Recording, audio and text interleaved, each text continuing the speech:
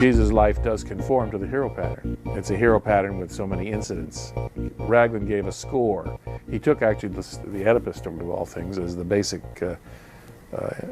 model, and then gave other heroes scores as to how many of the 22 points they had in their lives. Because it's Raglan's pattern that is the one that I used. His mother is, here's the hero of tradition from Raglan's The Hero.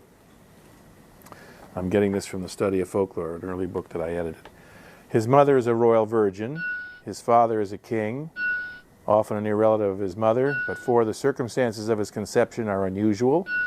5, he's also reputed to be the son of a god. 6, at birth an attempt is made often by his father to kill him, but 7, he's spirited away, and 8, reared by foster parents in a far country. 9, we're told nothing of his childhood, but 10, on reaching manhood he returns or goes to his future kingdom.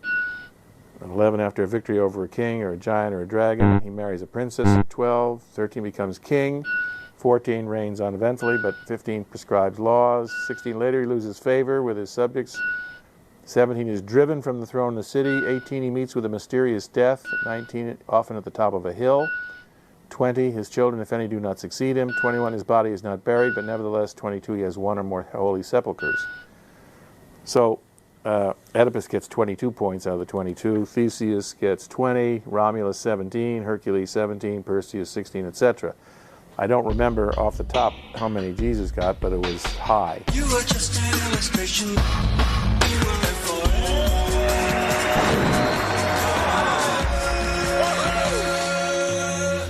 There are other similar savior figures in the same neighborhood at the same time in history. Mithras, Attis, Adonis, Osiris, Tammuz, and so forth. And nobody thinks that these characters are anything but mythical, and their stories are so similar, most of them in fact having some kind of resurrection or another, sometimes even with celebrations after 3 days and so forth, that it just seems like special pleading to say, oh well, in this one case it really happened.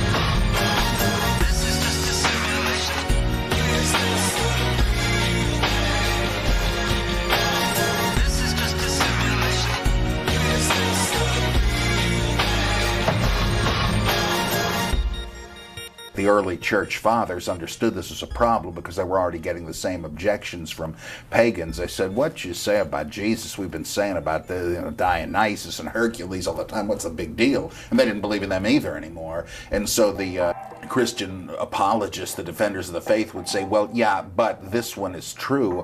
And you see, Satan counterfeited it in advance because he knew this day would come.